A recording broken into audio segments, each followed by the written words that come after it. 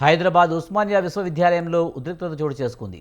CM Revanth రెడ్డిపై OU police స్టేషన్లో ఫిర్యాదు చేసేందుకు టీఆర్ఎస్వి రాష్ట్ర అధ్యక్షుడు గెల్లి శ్రీనివాస్ యాదవ్ వచ్చిన సందర్భంగా ఉద్రిక్త పరిస్థితి నెలకొంది.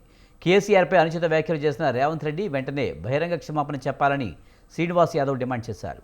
ఓయూ పోలీస్ స్టేషన్లో ఫిర్యాదు చేసిన అనంతరం రోడ్డుపైన బీఆర్ఎస్వి విద్యార్థి నాయకులు బైఠాయించారు.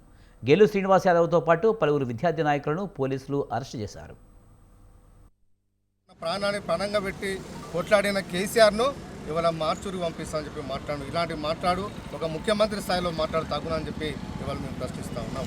ఇవాళ కేసీఆర్ గారు తెలంగాణ కోసం ఇవాళ గురుకులాలు పెట్టడం తప్ప, 24 గంటల కరెంటు ఇవ్వడం తప్ప, తెలంగాణ రైతాంగం కోసం కాళేశ్వరం ప్రాజెక్టు కట్టడం తప్ప, ప్రతి ఇంటికి నల్ల నీళ్ళు ఇవ్వాలనే ఉద్దేశంతో మిషన్ భగీరథ కార్యక్రమాన్ని చేపట్టడం తప్ప, తను చేసిన తప్పేందో అవన్నీ వివరాలు కరెక్ట్ సమాధానం ప్రజలకు చెప్పలేక ఒక అసమర్థమైన ముఖ్యమంత్రి 15 ఏళ్ల కాలం లోపల ఎలాంటి అభివృద్ధి కార్యక్రమాలు చేయని ముఖ్యమంత్రికి ఇవాళ కేసీఆర్ గారిని తిట్టే నైతిక హక్కు ఉందని చెప్పి ఇవాళ మేము ప్రశ్నిస్తూ ఉన్నాం. ఒక ముఖ్యమంత్రి స్థాయి వ్యక్తి మార్చూరికి పంపిస్తాం, స్ట్రెచర్ మీద ఉన్నాడు, రేపు రేపు రేపు రేపు రేపు మార్చూరికి పంపిస్తామంటే కేసీఆర్ గారిని హత్య చేయాలనే ప్రయత్నం ఇట్లా చేస్తున్నాం అని చెప్పి ఇవాళ మాకు అనుమానాలు వస్తున్నాయి. కాబట్టి ఇలాంటి వ్యాఖ్యల వల్ల రాష్ట్ర వ్యాప్తంగా కేసీఆర్ గారి అభిమానులు కానీ బీఆర్ఎస్ పార్టీ కార్యకర్తలు కానీ ఆందోళన దిగే అవకాశం ఉన్నాయి. కాబట్టి ఇలాంటి ఉద్రిక్తమైన పరిస్థితులు, అదేవిధంగా లా అండ్ ఆర్డర్ ఖరాబ్ అయ్యే విధంగా వీళ్ళ ముఖ్యమంత్రి గారి ప్రవర్తన తన మాటలు ఉన్నాయి. కాబట్టి ముఖ్యమంత్రి రేవంత్ రెడ్డి గారు బేషరతుగా కేసీఆర్ గారికి బీఆర్ఎస్ పార్టీ కార్యకర్తలకు క్షమాపణ చెప్పాలని చెప్పి ఇవాళ మేము డిమాండ్ ఇస్తూ ఉన్నాం. తెలంగాణ కోసం తన ప్రాణాన్ని పణంగా పెట్టి